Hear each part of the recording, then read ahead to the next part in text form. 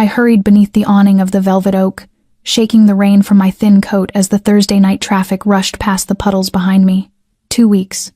That was how long it had been since I walked out of Eric's apartment for the last time, leaving behind 2 years of suffocating love and arguments that had slowly eroded who I was. Tonight was supposed to be nothing more than a small private anniversary, just me, a decent cocktail, and the quiet relief of knowing that on Monday morning I would have an interview with a design firm called Madison & Locke, a real opportunity, the beginning of something new in the field I had loved since college. Before everything with Eric collapsed, I used to dream of creating spaces where people felt like they could be fully themselves. But loving him had been like a tightening rope around my confidence, pulling until I doubted every part of my own ability. I chose a single chair near the window, where the warm golden light inside softened itself across the rain-streaked glass. The bar felt like a low, comforting symphony, old jazz drifting gently through the air, the scent of oak mixing with leather, and the faint vanilla of bourbon. I set my bag down, pulled out the chair, and signaled to the bartender for a martini. No sugar, ice cold. He nodded without a word, and disappeared behind the counter. I pulled out my phone and texted Julia, telling her I had arrived and that the place was beautiful, and she replied within seconds, reminding me not to drink more than 2 and not to talk to anyone wearing a gray suit, adding a little laugh and telling me to call if anything happened. I smiled to myself. Julia always worried about me as if I were her younger sister, but tonight I did not want to be someone anyone needed to worry about. I wanted to feel alive again, standing on my own 2 feet. The martini appeared before me, chilled and perfectly clear, exactly the way I liked it. I lifted the glass, watching the surface tremble beneath the soft ceiling lights, and let a small sip cool my throat like a thin veil of frost. Everything seemed to quiet inside me, at least until I saw him. Eric, standing in the doorway, hair soaked from the rain, his eyes cutting through the room as if searching for something he once owned. My heart dipped, not because I still loved him, but because I was not ready to see that face again. The cold certainty, the way he always knew how to make me feel small. He should not have known I was here. No one knew. Only Julia, and me. If the moment he stepped out from the shadowed corner of the bar, silent and steady enough to shift the air itself, made your heart pause the way mine did, then do not forget to subscribe to our channel, to like and share this video so you can follow these emotional and suspenseful stories every day, and tell me where you are listening from, the city or country, so I know where Claire's journey toward freedom and courage has reached you in this wide world. He moved toward me as if the distance between us had never existed. My body froze, my hand locked around the cold, trembling stem of my glass. Eric's gaze held mine, confident and arrogant, as if power still rested entirely in his hands. I wanted to turn away, to pretend I had not seen him, but he was already standing at my table, saying my name in that low voice touched with the familiar trace of cigarette smoke. He claimed he had only been passing by and had never expected to find me here, and I bit my lip to steady myself, telling him not to lie. He shrugged the way he always did when he wanted to make something sharp feel harmless, insisting he only wanted to say hello and that we had no need to be tense. I did not respond, glancing around and hoping someone would accidentally break the moment, but everyone was lost in their own drinks and quiet conversations. Then, from a dim corner near the bar, I felt a gaze. I could not explain how I sensed it, only that it was clear, enough to make me lift my head. A man sat alone with one hand resting lightly on a glass of untouched whiskey, his deep, steady eyes fixed on me. He did not look at Eric or the crowd, only at me, as though he were reading an open page. He wore a black shirt beneath a matching jacket without a tie, nothing flashy, yet he carried the air of someone who shaped a room rather than belonged to it. I looked at him only for a breath before turning back to Eric. Eric suggested I should go home because the rain was heavy, but I told him I was fine and that he no longer needed to worry about me. He reached for the handle of my bag in an unconscious but controlling gesture, telling me he needed only a few minutes to talk, and I told him firmly that I did not want that. Meeting his eyes for the first time that night, a part of me trembled, but another part stood up inside me, steady and rising. He smirked and told me I had changed, and I answered that I hoped I had changed for the better. His eyes went colder. Then, without warning, the man from the corner walked toward us. He did not rush. Each step was calm and deliberate, quiet enough not to disturb the room yet strong enough to make the air pause. He stopped a single step from Eric, looked at me gently, then turned to him, telling him that I had said I did not want to talk and that he should respect that. His voice was low and clear, never raised, but every word carried weight. Eric asked who he was, and the man replied simply that he was someone who did not like to see anyone being pushed or cornered. I looked at him, knowing nothing about him, not even his name or his reason for stepping into this moment, yet my heart pounded with something that was not fear, perhaps gratitude, perhaps astonishment. Eric laughed thinly, stepping back with his hands slightly raised as if in surrender, though his eyes darkened, asking whether the man was not afraid of trouble. The man did not answer. He only held Eric's gaze for another beat before turning to me and asking if I wanted to stay. When I nodded, he told Eric he should leave. After a brief hesitation, Eric shrugged and wished us a pleasant evening before walking out, leaving a long trail of rainwater across the wooden floor. I still did not fully understand what had just happened, but I knew one thing with a certainty that settled deep inside me. In that moment, I was no longer alone. The man returned to his seat as quietly as he had risen, as if nothing extraordinary had occurred. But everyone in the bar had fallen silent, and I found that I could not look away from him. I remained seated with my hand resting lightly on the untouched cocktail, my throat dry yet my mind perfectly clear, and even though no one in the bar spoke a word, I knew everyone had witnessed the brief exchange moments earlier, especially the man who had stood up to protect me without knowing who I was. I looked back toward him and saw him speaking quietly to the bartender before, signaling to a nearby server, his eyes sweeping across the room, not like a stranger assessing unfamiliar surroundings, but like someone who knew every subtle shift of light and shadow in the air. I had no time to make sense of it before a familiar gray silhouette appeared at the door. Eric had come back. He did not step farther inside but lingered at the threshold, scanning the room. I held my breath. He was searching for something, or no, for someone. But this time, he did not walk toward me. He moved toward the bar instead. The bartender had just poured me another drink, perhaps thinking I needed one, and Eric said something to him that made the man stiffen before nodding reluctantly. Eric placed something beside my glass. I could not see clearly from a distance, only knew that Damien had seen it too. He rose from his chair and walked toward the bar, not swiftly but with unwavering purpose. I shot to my feet, every part of me screaming that something was terribly wrong. Damien spoke, softly to the bartender, who pointed toward my cocktail, his face paling. Damien bent down to examine the drink, then turned silently to Eric, who stood only a few steps away. His voice was quiet but cold enough to burn. He asked whether Eric thought this was the place to test his luck, and Eric shrugged with an air of innocence, claiming he merely wanted to add a bit of spice to the night. Damien lifted the glass to eye level and looked directly at him, saying that spice was meant only for those who agreed to it, and he had not seen my agreement. I watched the muscles in Eric's face tighten. He demanded to know who Damien was to interfere, but Damien did not answer. Instead, he held out the cocktail to him and told him that if it was safe, he should drink it. Eric gave a thin smile and glanced around the room as if waiting for someone to speak on his behalf, but no one did. The bar fell into a suspended quiet, and Damien did not break eye contact as he repeated the word drink. Eric stepped back and muttered that he was not thirsty. But Damien did not move, telling him this was not an invitation but a choice, to drink or to have the police called so they could check fingerprints, security footage, witness statements, and everything else he had left behind. Eric stared at him, then shifted his gaze toward me as though hoping I would intervene, but I said nothing and neither did anyone else. In the long, suffocating silence that followed, Eric lifted the glass and took a swallow. He had barely set it down when his body wavered and his face drained of color, his lips stiffening, sweat gathering at his brow. Damien stepped forward and caught him before he hit the floor.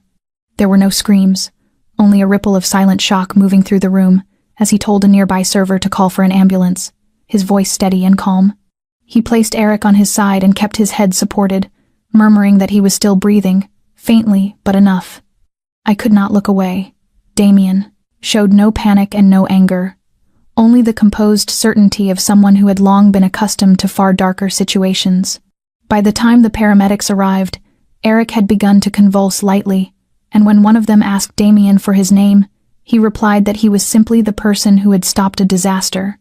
I saw respect flicker in the paramedic's eyes, Not because he viewed Damien as a hero, but because he recognized someone who had stepped in without wanting credit. Damien turned to me, offering just a single look without a word. Yet I knew from that moment on, nothing would ever be the same. I stood frozen in the corner of the bar, my hand gripping the strap of my bag without remembering when I had picked it up, and everything felt too fast, too cold, too real. Eric was carried out on a stretcher, the flashing blue and red lights outside shimmering across the ceiling like broken reflections of a storm. The room fell into a hush after the chaos, and Damien walked toward me with the same slow composure as before. But to me he now seemed like someone who had stepped out of an entirely different world. I had never seen anyone act the way he had, without trembling, without hesitation, without centering himself in the moment. He stood before me, not too close, and asked in a voice as gentle as a warm cloth laid over a frantic mind whether I was all right. I nodded out of reflex, then shook my head because I was neither fine nor falling apart, simply trembling, aware that the slightest touch might shatter me. Damien looked at me, not with pity but with quiet concern, and asked whether there was anyone who could come get me. I shook my head, feeling my eyes burn though. I fought to keep the tears from falling. He told me he could call a car to take me home, then paused as if weighing something carefully, and added that if I did not feel safe, he had an apartment nearby with security and a guard on duty where I could stay for a night until everything settled. I never stayed in a stranger's home, but I had also never had an ex-boyfriend attempt to drug me in front of a room full of people. All my old boundaries felt thin and useless. I looked at Damien, at his dark, steady eyes that held no pressure and only waited, and I gave a small nod. There was no reason to return to my old apartment where Eric once had a key, a place I had once believed was a home. Damien simply nodded, gestured toward a side exit where a black car waited, and walked beside me without touching me, like a guide who understood the fragility of the moment. The black SUV glided through the wet streets, the yellow streetlights pooling across the pavement like chilled honey, and I sat in the back with my hands resting on my knees, staring out the window and focusing on the present so I would not be dragged back into the terror of earlier. Damien sat in the front beside the driver, silent, not asking for my full name, not asking about my past, not showing curiosity. His silence felt like an unspoken vow that everything was now under control. When the car stopped before a modern building with clear glass and warm hallway lights, Damien looked back at me and told me to go to the 6th floor, that the apartment door would already be open, and that he would have food brought up. If I needed anything, he said, his number was already saved in my phone. I blinked and asked when he had taken my phone, and he told me it was while I had been staring at Eric and forgetting the drink in my hand, his voice softening slightly as he said it had been just to make sure. I stepped into the elevator alone, my heart still racing but no longer panicked, and when the apartment door opened, I found a quiet, warm space with beige walls, soft golden lighting, minimalist furniture, and the fresh scent of new oak. I set down my bag and sank onto the edge of the sofa without removing my coat or turning on any additional lights, sitting there in the gentle glow and feeling, for the first time in many months, as though I could finally breathe. The phone buzzed beside me just as I let myself sink into the softness of the sofa, and the screen lit up with Julia's name followed by 3 unread messages. I tapped them open, already knowing she would not let the night pass quietly. The first read, "Are you okay? I saw an ambulance in Midtown. Do not tell me it was at that bar." The second said, "Claire, please answer me. I am not joking." And then the last one, "If you do not respond, I am calling the police." I quickly called her back, pressing the phone to my ear and closing my eyes as her voice burst through almost immediately, breathless and frantic, demanding to know where I was and what had happened.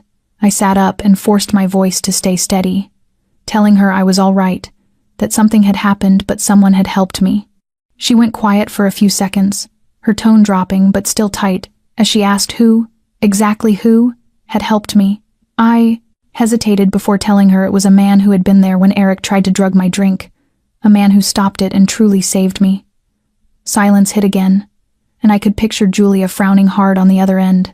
She asked where I was, and I took a breath before admitting I was at his apartment for the night, that he had offered and that I did not want to go home, not yet. Julia practically shouted that I had followed a stranger home just because he saved me once and asked what I was thinking. I closed my eyes, exhausted, and told her it was not like that, That he was nothing like Eric, that he had not touched me, had not asked questions, had not even looked at me for too long, that he had simply given me space.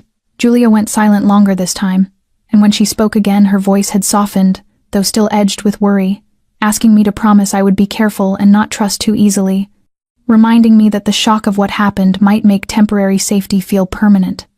I whispered that I knew, that I would not let anyone take advantage of me ever again, not even the good ones. After the call, I looked around the apartment once more. Everything was spotless down to the smallest detail. Nothing flashy, nothing lived in, like a place kept ready for someone who might need it. I stepped out onto the balcony where the city lights glimmered across the rain-damp floor, the distant hum of traffic and nightlife carrying on while I stood between quiet and chaos, uncertain of what waited ahead.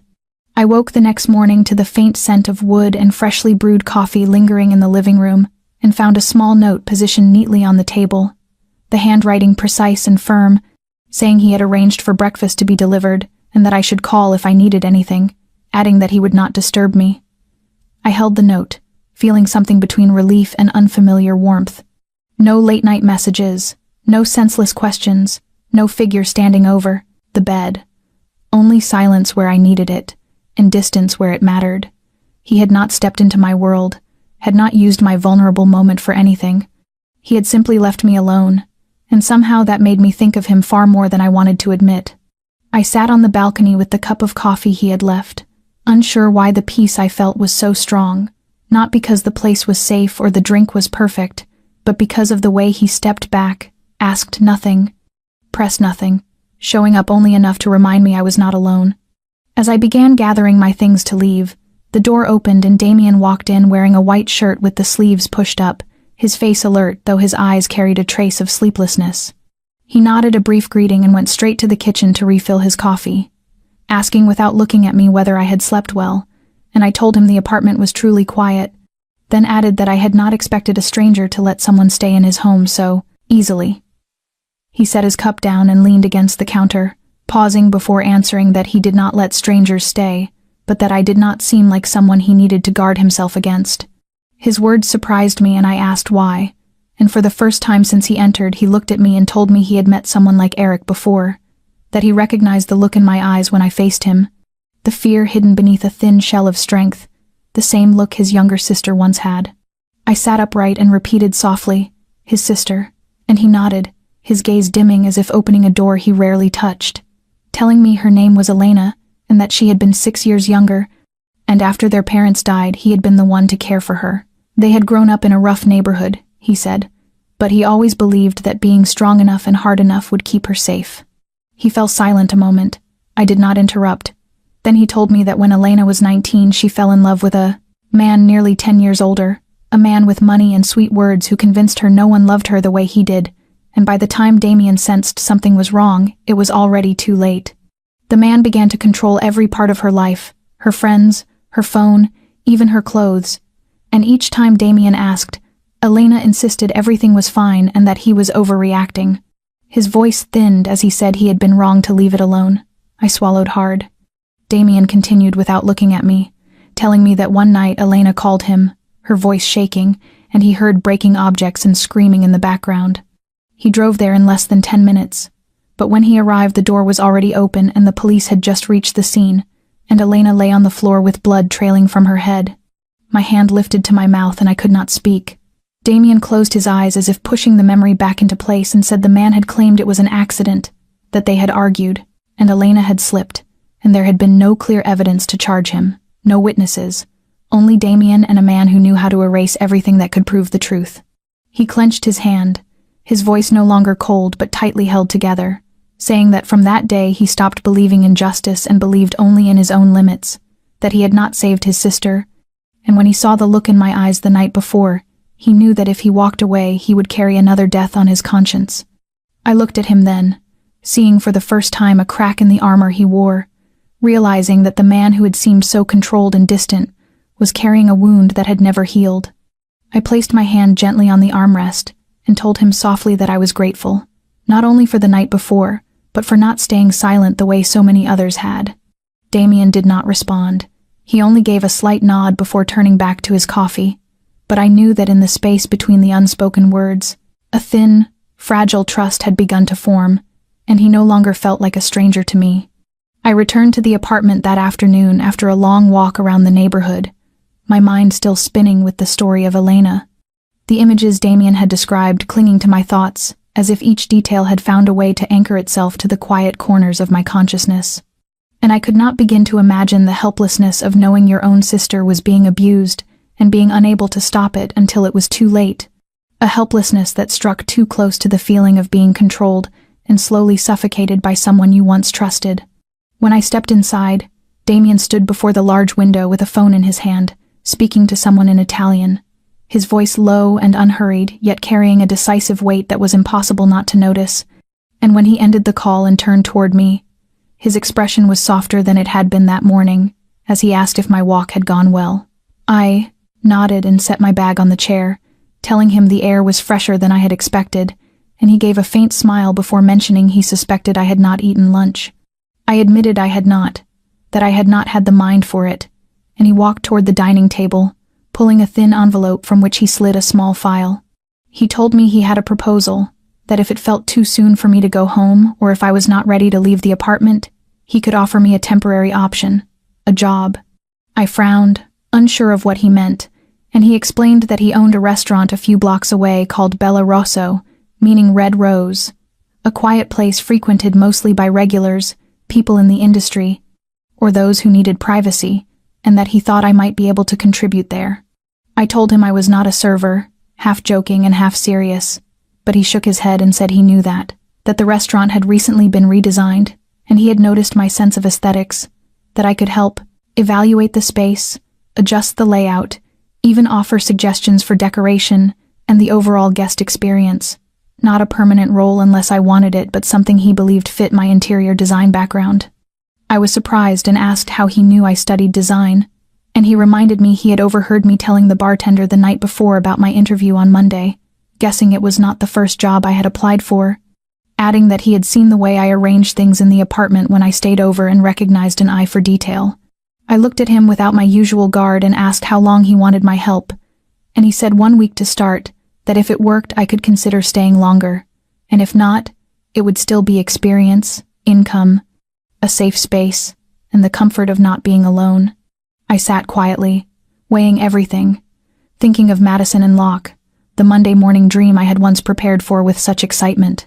But then I looked around this apartment, at the man, standing before me, the only person who had not asked me to pretend to be strong, and a strange sense of ease crept in, softening the old ambitions I had clung to, and I realized I did not want to owe anyone anything.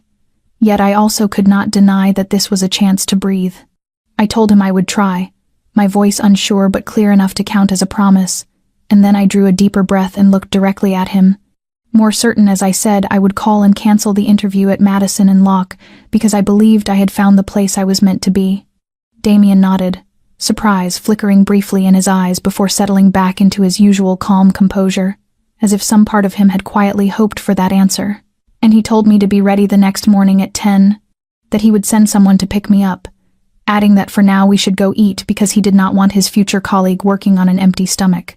For the first time in days, I laughed, a real unguarded laugh, and, for a fleeting moment I believed that things might truly be changing, not quickly, not perfectly, but beginning, and I needed a beginning.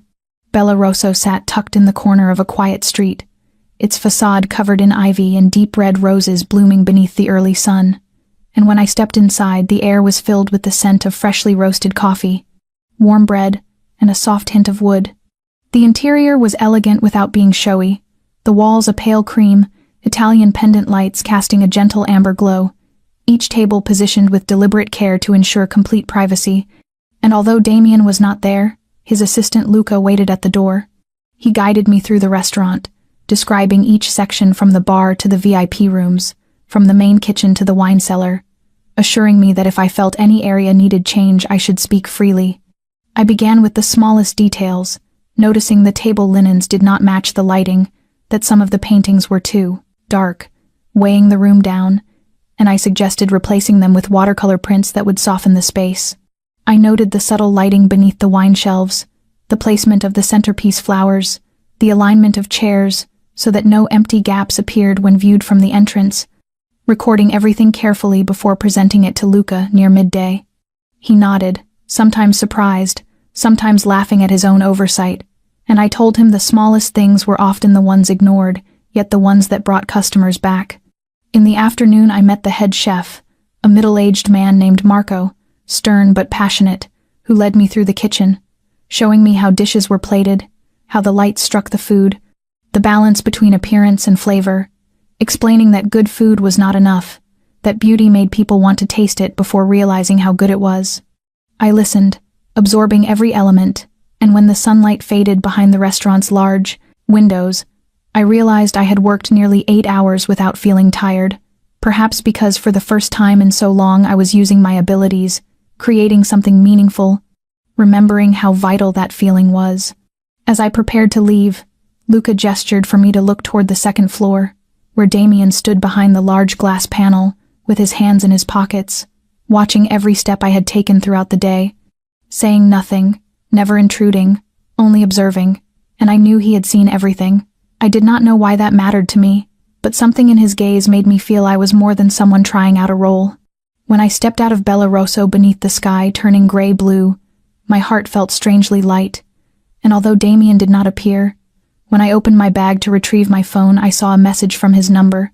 Just one simple line saying, "Better than I expected, thank you," and I stared at the words for a long moment before smiling softly, realizing I had stepped into another chapter of my life, a place where I was no longer defined by the past, but was beginning to be recognized for the person I was becoming.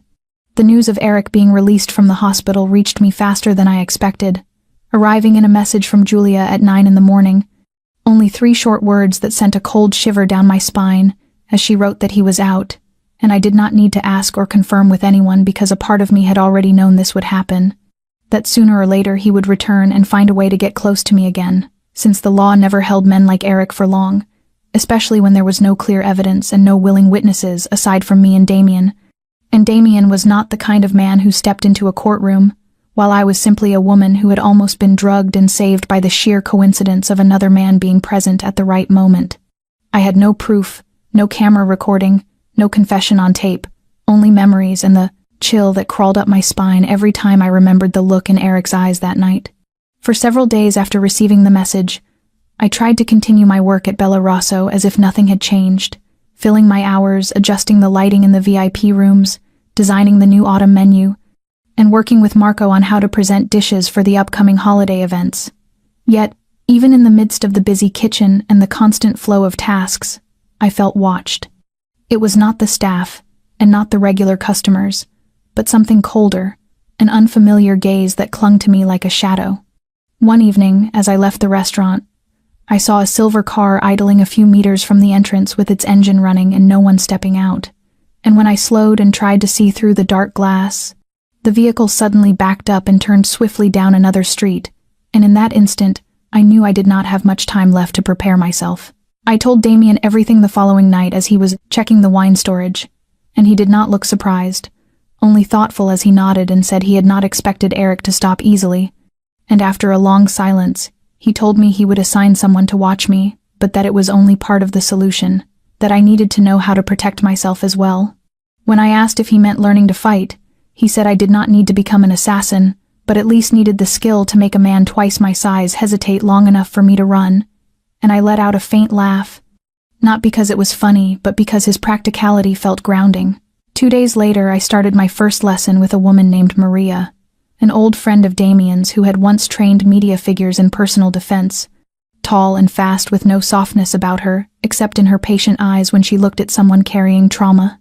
The first lesson was how to break free from someone grabbing me from behind, how to drive my heel into an attacker's knee, how to use my voice to draw attention, and I had expected to be clumsy or frightened, but each time I managed to push Maria away, I felt a little more air enter my lungs, as if pressure inside me was releasing in small, steady pieces.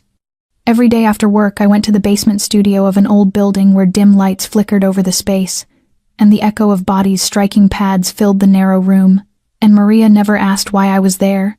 She simply taught, letting me fight my way through my limits.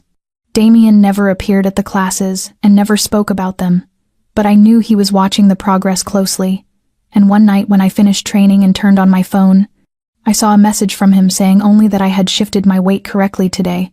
Good job.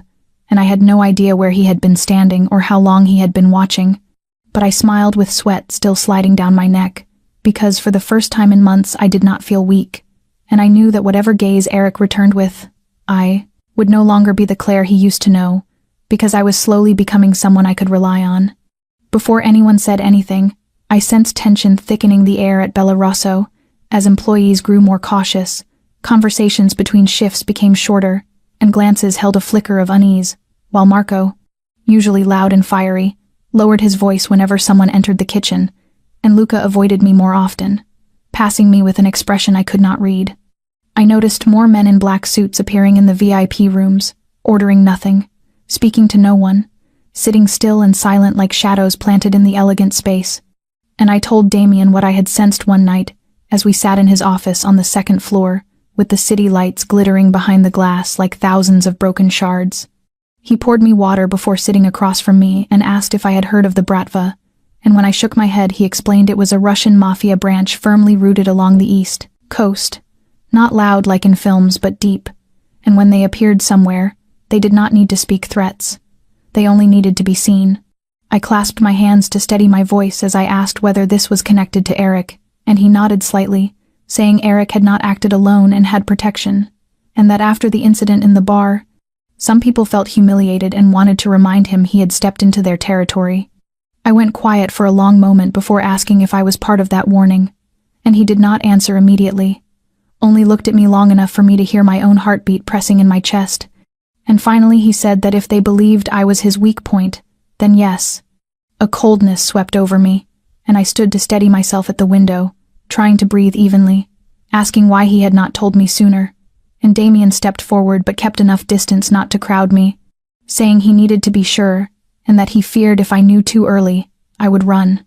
I let out a small laugh with no real amusement, saying perhaps I still should, and he answered no with a voice as firm as steel, telling me I had learned to defend myself, that I had risen from a fall most people could not, and that they might threaten but would not act if they saw I was not afraid. I turned back to him and for the first time saw in Damien's eyes not only calculation but a buried anger held in tight restraint, and I understood that he was standing on a dangerous edge where a single misstep could bring everything down. That night when I returned to the apartment, I found a white envelope slid neatly beneath the door with no name and no mark, and inside was a photograph of me leaving the training studio with Maria, my shirt soaked through with sweat and my face exhausted, and in the lower corner someone had written in cold, precise black ink that I should be careful with what I was learning because one person needed only 10 seconds to make me forget everything. I sank to the floor with the picture trembling in my hand as old fear surged up like a tide, threatening to smother everything I had rebuilt. But then I gripped the photograph hard, drew a deep breath, and stood up, because I would not run, not ever again. I brought the photograph straight to Bella Rosso the next morning, my mind in turmoil, though I forced my face to remain calm, and Damien was already waiting in the second-floor office, his eyes darkening the moment I set the envelope on the table between us. He did not ask where I had found it or act surprised. He simply looked at the photo for a few seconds, folded it, and slipped it into the pocket of his vest, and without any promise spoken aloud, I knew he would take care of it.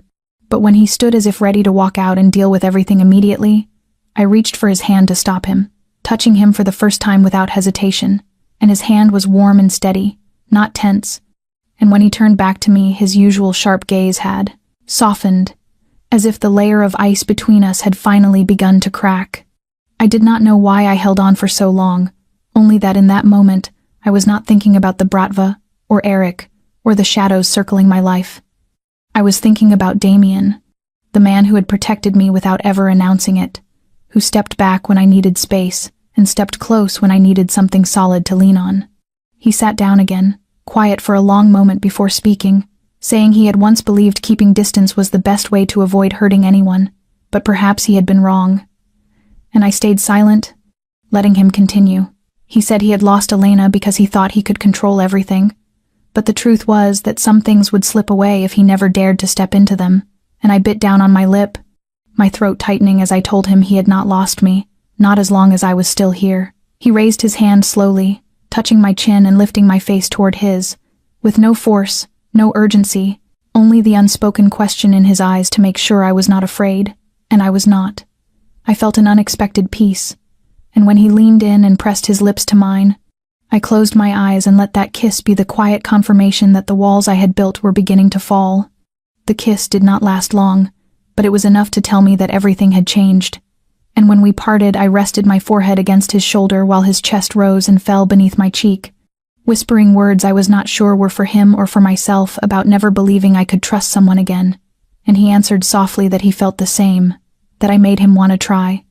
I stayed in his arms a moment longer, before lifting my head to ask whether he believed that everything we were facing, Eric, the Bratva, our pasts, could ever truly disappear, and Damien shook his head, saying no, but he believed we could get through it, not by denying it but by facing it together.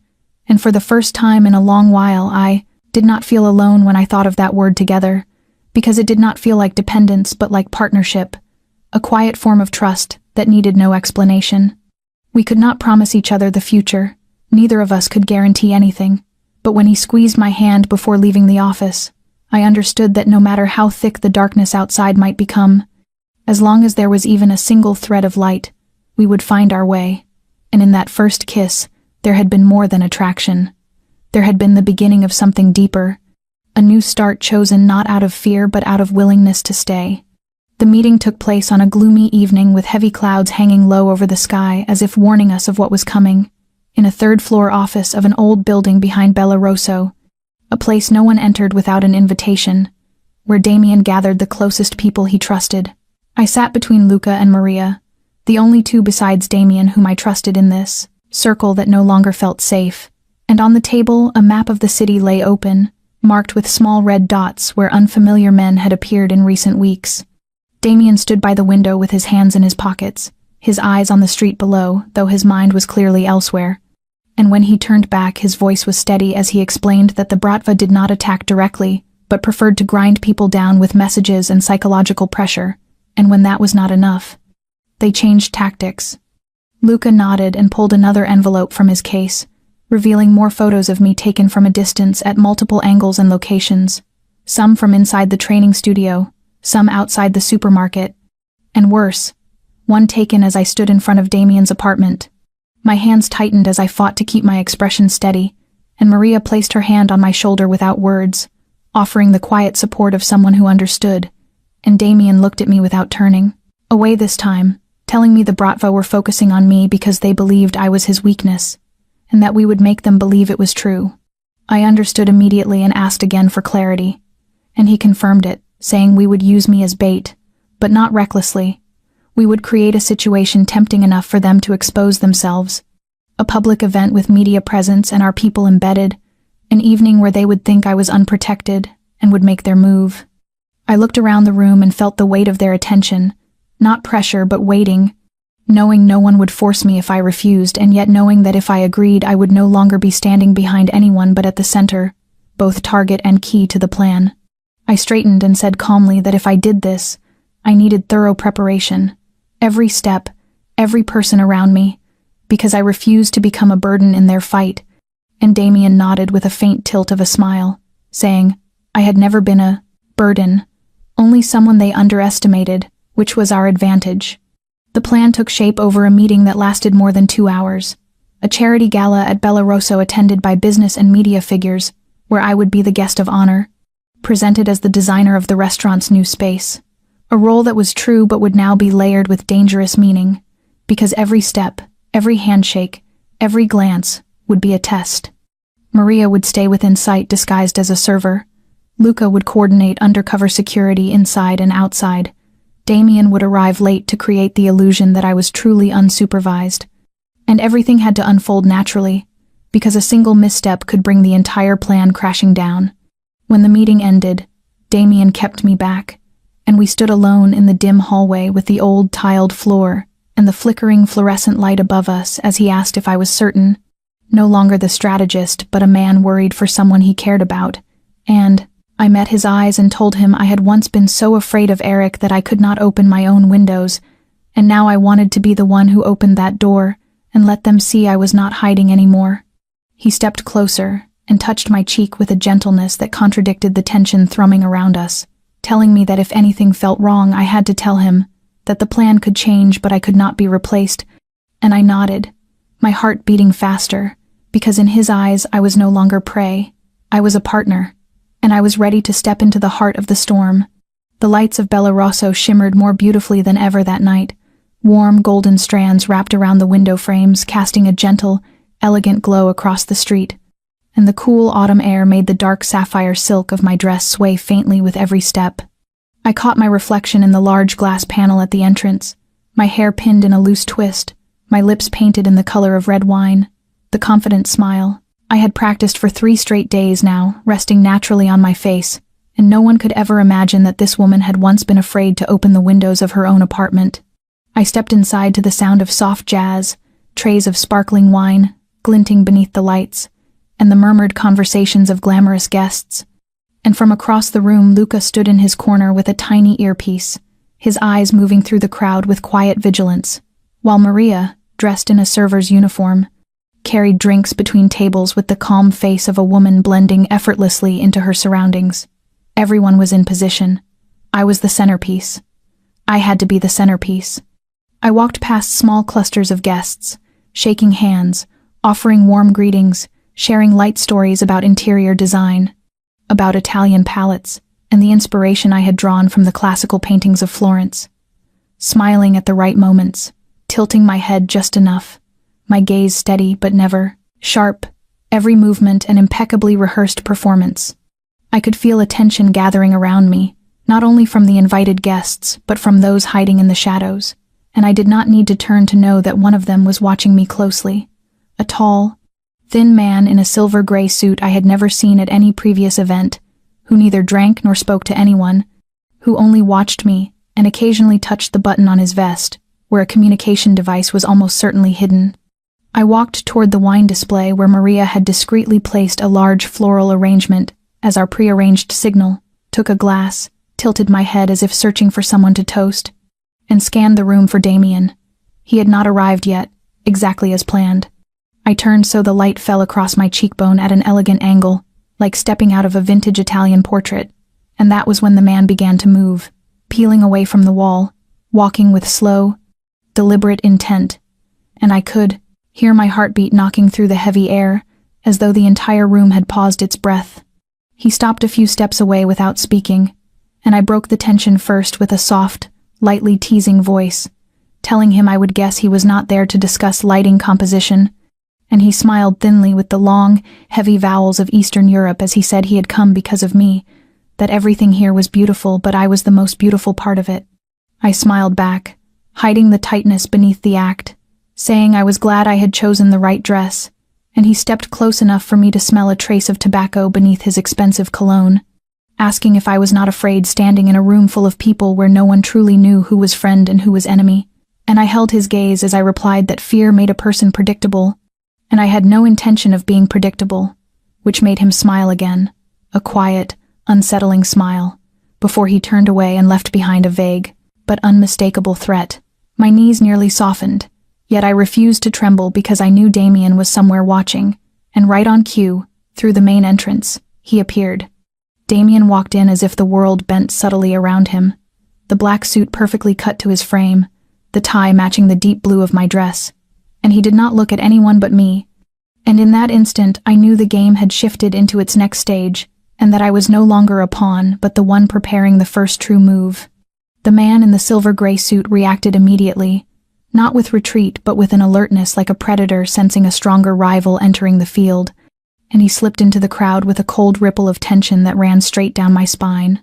I stepped backward toward the wine bar, reassessing the positions of Maria and Luca, and everything still appeared in order, yet I did not expect that at that very moment Eric would emerge. He did not try to hide himself, wearing the same smug smile, the charcoal suit perfectly tailored, and a gaze that made my stomach twist. He stepped out from a side door linked to the back hallway of Bellerosso, a passage only staff were allowed to use, and before the question of how he had slipped through security fully formed in my mind, he was already in front of me with that low, poisonous voice curling around my ear as he remarked that I always had a way of drawing attention. I went rigid but betrayed nothing, keeping the calm Maria had taught me as my eyes searched for any sign from the security team. Yet no one came, not a single movement, and I understood then that he had orchestrated my isolation with precision. He told me I should not pretend to have changed, that I was still the same woman, only better at acting now, and I took one step back before two unfamiliar men appeared behind me, closing in on each side to form a silent trap. I recognized the Bratva tattoo just beneath the cuff of one man's sleeve, and the dull realization hit with cold clarity that this was no longer intimidation. This was execution of intent. Eric leaned close, his cologne sickening, whispering that I should go with him or allow his men to assist me, and I did not scream or struggle because Maria had taught me that when cornered, one must disarm the enemy with the illusion of surrender. I nodded slightly, eyes tracking every possible exit, and said fine, not to draw attention, and Eric grabbed my wrist, pulling me toward the side corridor. Each step burned beneath my feet, but when we slipped past the kitchen door, I twisted hard, just as Maria had drilled into me, driving my weight through a sharp kick to the nearest man's knee, hearing him collapse with a cry of pain before I turned to run for the emergency exit. But Eric was too fast. He yanked my dress, dragging me backward and throwing me hard onto the floor, my heels skittering across the tiles and slamming into the wall as his hand clamped around my throat with just enough force to warn, not enough to kill, telling me not to try again, that he was being kind, and then the door burst open. Damien crashed into the room like thunder, without a single word, his first punch landing squarely across Eric's face, sending him reeling into a steel cabinet as Luca and two other men swept in behind him to restrain the remaining Bratva, and Maria rushed to my side, gripping my arm so tightly I wondered if my blood could still flow, though I felt no pain, only the tight, shaking breath of someone who had refused to break. Damien held Eric by the collar, pulling him close enough for the threat to land like a blade, as he warned that if Eric touched me again there would be nothing left of him to recognize. And Eric, blood on his lip, only laughed softly and told Damien he thought he had won, that everything was just beginning. Damien tightened his grip before shoving him violently toward Luca, ordering them to drag him out and throw him into the street. Luca asked if Damien truly would not call the police, that we had enough evidence to put him in jail immediately, and Damien gave Eric a cold, almost bored look, as he said that assault would only get him 36 hours, and a lawyer would bring him right back out, far too gentle a consequence. He stepped in front of me, blocking Eric's view but letting his voice carry so Eric could hear, as he said he wanted more than that he wanted the rotten root behind him, and that letting him go was the only way to make him drop his guard and lead them to the money laundering trap already in place, where no one would be able to pull him out again. Eric glared but said nothing as Luca muffled his mouth and dragged him down the back corridor. When the chaos finally quieted, I remained standing in the center of the kitchen, my heart pounding wildly but my gaze no longer filled with fear. I had been dragged toward the darkness, but this time I had not fallen. I had fought back, and for the first time, I knew I was ready for whatever would come next.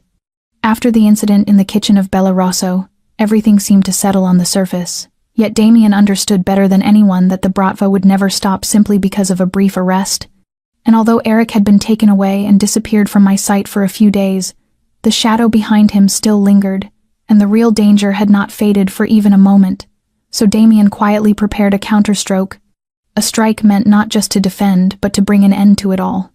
In the days that followed, Bella Rosso remained open as usual, though beneath its polished facade a hidden system of surveillance and discreetly disguised security teams operated at full watch, and Maria trained me more rigorously in body language, emergency signals, and the art of staying calm in the face of danger, telling me that the previous encounter had merely been the warm-up, and that if I truly wanted to end everything, I would have to face Eric again, one last time. Damien did not want me to take that risk.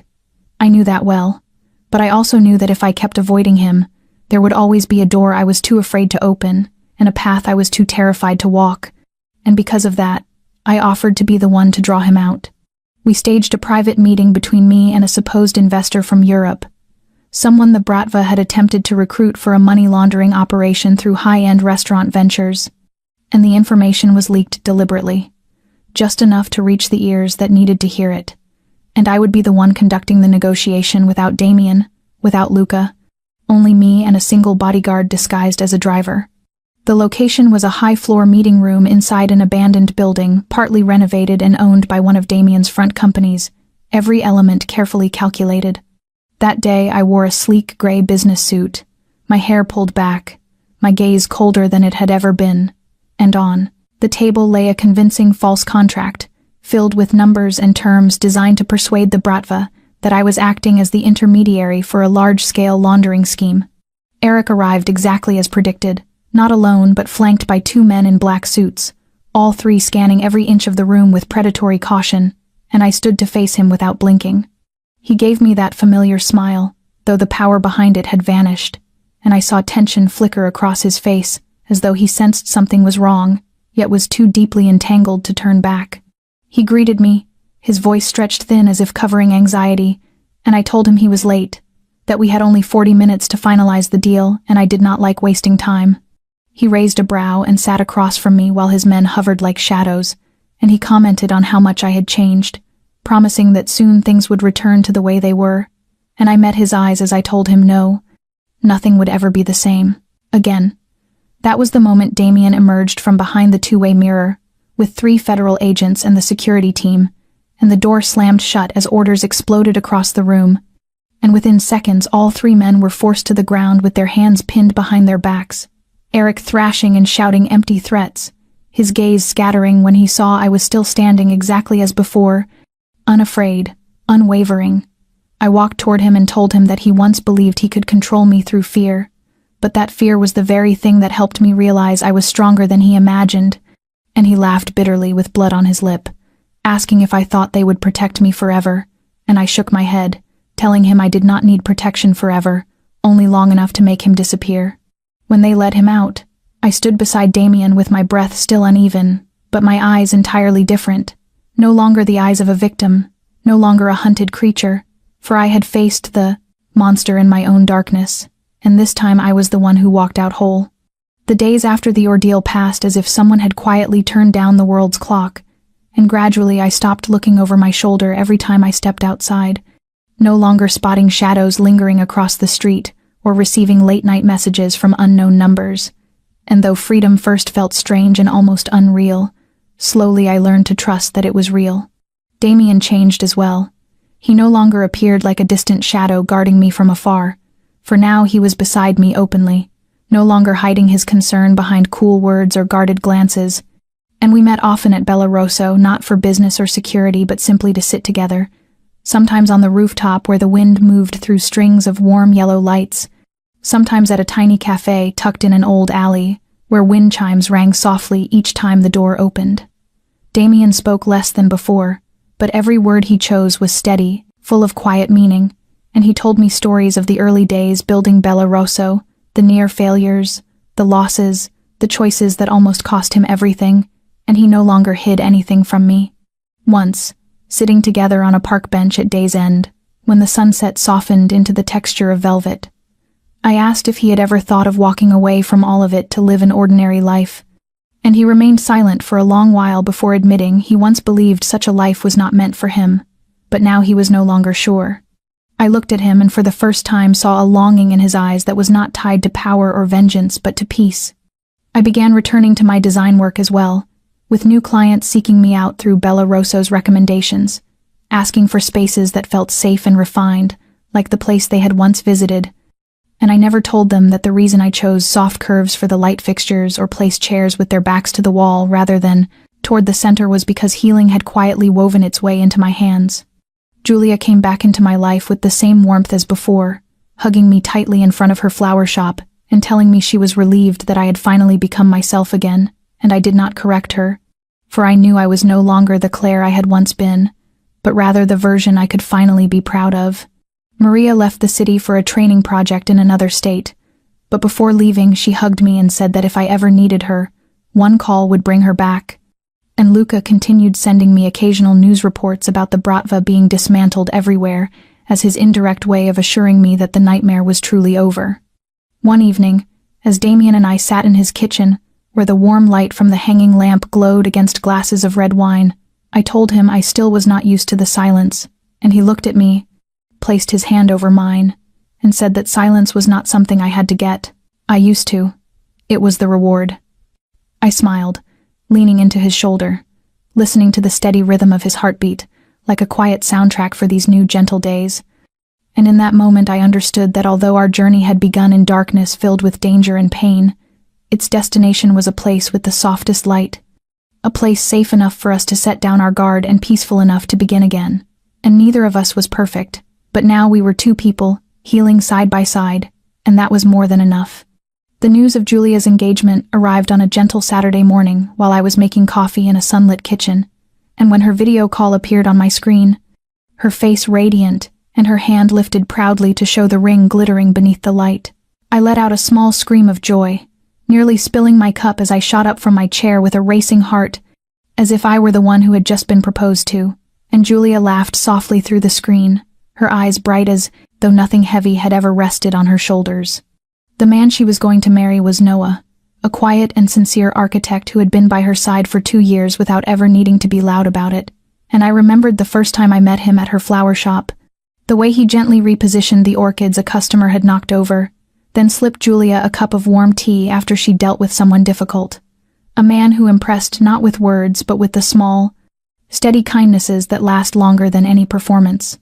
They would hold their engagement party in the back garden of her shop, where the vines bloomed in deep violet in April, and the scent of lavender drifted through the air like a blessing offered by the earth itself, and I promised to help her plan it, mapping out the seating, sketching the layout, choosing each detail so the atmosphere remained simple yet heartfelt, and the process felt like its own kind of healing as I watched Julia smile more often, standing among crates of white roses and whispering thoughtfully about candlelight and sunset hues, while I saw myself too, not the Claire who once shrank inside an old coat and avoided every pair of eyes, but the Claire who held a color palette and a tape measure, confident about where every detail needed to go in order to build a setting worthy of someone's joy.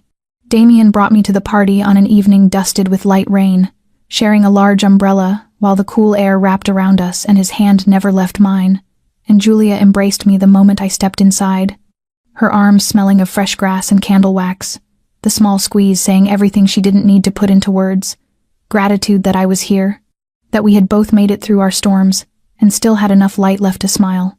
The engagement was simple yet deeply moving, with Noah making his promise in a steady, warm voice, and Julia's eyes filling with tears as he slipped the ring onto her finger, and some guests cried. Others clapped endlessly, while I stood among them feeling warmth reach into the deepest part of my chest, not only because Julia was happy, but because I could be happy for someone else freely, without fear or hesitation. When the guests had gone, Damien and I lingered in the rain-damp stone courtyard beneath the soft glow of string lights reflecting in scattered puddles like fallen stars, and he drew me close with an arm around my back, holding me in a silence that felt like shelter as I rested my cheek against his chest, listening to his steady heartbeat while thinking of Julia and the life she was building, and then of myself, realizing I had returned at last, not as the woman who once lost her way to fear and pain, but as someone who could stand steady, who could love and be loved. And in that tender quiet, I felt a peace I once believed I would never know, as if a new chapter had opened, and I was ready to live every line of it. I did not know where Damien planned to take me afterward until the car stopped before a familiar sign, slightly worn but still holding its signature charm, the Velvet Oak. And though many months had passed since that rainy night when I had stepped inside trembling and desperate to feel like myself again, a flicker of that memory still stirred as we arrived. Like the last curl of smoke from a candle long extinguished, Damien stepped out first, opened my door, his expression calm yet his eyes attentive as if measuring every shift in my breathing, and I looked at the sign once more before inhaling and walking in beside him. The interior remained unchanged, the amber lights, the dark wooden bar, the whisper of jazz flowing softly through the room, but tonight there was no rain, no drenched coat clinging to my skin, no Eric watching me from a shadowed corner, only me and Damien, two people who had survived everything and returned to the place where it all began. We chose the same table from that night, the one where I sat alone, where the tampered cocktail had been placed before me, where Damien first saw me, and as I ran my fingers over the surface of the table, a strange mixture of ache and relief rose inside me. Damien sat across from me and ordered the same cocktail I once drank, saying nothing, giving me room to face my own memory. I smiled faintly when the bartender set the glass down, the scent of citrus and mint rising from it, and I placed my hand on the cold rim instead of drinking, letting the chill settle into my skin before I whispered that the first time I had walked in, I had thought I was doing something reckless. Damien asked what I thought now, and I told him I believed I needed that recklessness, because without it I might never have met him. He smiled, one of those rare, unguarded smiles that carried relief, and said he had once despised this place because it belonged to a past he wanted to bury, but perhaps not every past deserved to be buried. We sat there, in the soft quiet of the old bar, two people once swallowed by darkness now lighting something new between us, and I told him that returning here did not feel like stepping into trauma, but stepping into proof that I had survived. He admitted he had not known why he'd noticed me that night, only that something in me had caught him, something he could not look away from, and whether it was the drink or the gentle glow of the hanging lights, the air between us softened until nothing remained but honesty. Damien then reached into his pocket and placed a small key on the table, telling me it was to our new apartment, near the ocean, with a wide balcony and enough sunlight for a reading chair and a few pots of flowers. And when I stared at him in surprise, he shook his head and said it was not for me, but for us. I looked at the key, and then at him as a swell of unnamed emotion rose inside me, and instead of answering immediately, I lifted the glass to take a slow sip, discovering the drink tasted softer than I remembered, or perhaps it was simply that the bitterness no longer clung to my throat. Setting the glass down, I told him I had not fully forgiven this place yet, but I believed it deserved a new memory, and he reached for my hand across the table, his eyes warm with an unspoken promise. And there, under the gentle jazz and old lights, I realized that some places are not only the beginning of our pain, but can also be the place where we choose to begin our joy again. If we are brave enough to return and rewrite the story from the same spot where it once broke. That morning the sky was so clear it felt almost unreal, and the pale gold of early sunlight filtered through the windows of the new apartment Damien had brought me to, the place we had moved into only a few weeks earlier. Everything still felt new, from the empty bookshelf waiting to be filled with the novels I loved to the balcony furniture he had chosen because, he said, it resembled the style I often sketched in my design drafts. Damien had risen before me, a rare occurrence on days without tense meetings or security concerns, and he prepared breakfast, soft-scented eggs, toasted bread, and black coffee, with a small vase of lavender on the table, the light purple blooms carrying a breath of spring. I stepped out onto the balcony with my cup, looking toward the glittering line of the distant ocean, and Damien followed, placing his hand on my shoulder, standing silently beside me as we gazed into the endless expanse ahead. The moment was so peaceful I thought nothing could make it more extraordinary. But then he turned, stepped back inside for a moment, and when he returned, he held a deep blue velvet box in his hand. I turned, barely having time to react before he sank to one knee, his eyes lifted to mine as if there were no one else left in the world. "Claire," he said softly, "I once believed I did not deserve anything beautiful. I lived in the dark for so long that I forgot what the light felt like. Then you came in, not to save me, but to remind me the light was still there, that even someone like me could be loved. You are strong, but you are also kind and patient. You make me want to be a better man, not because I need redemption, but because I want to be worthy of your love." He opened the box, revealing a simple ring, not large or showy, just elegant and graceful, much like the quiet way I smiled whenever I saw a young plant pushing through the soil at the window. He told me he would not promise a perfect life, because he knew he was not perfect, but he promised honesty, promised to face everything with me, promised he would not run, promised he would be the person I could lean on, no matter what the world outside became. "Claire," he said, "will you help me continue this story, not as a memoir, but as a beginning, a new chapter where you are not just part of my life, but the person I call family?" I stood frozen, my heart breaking open in the most tender way, tears slipping down my gad, cheeks uncontrollably. Not from surprise, but from the deep knowledge that for the first time in my life, I was being loved in the right way. Without conditions, without fear, not by someone trying to control me or fill their own emptiness, but by someone who saw who I truly was, both the fractures and the light. I knelt down with him, placing my hand over his, the one holding the ring, and whispered that I had once believed happiness was a luxury meant for other people, that survival alone was all I was allowed.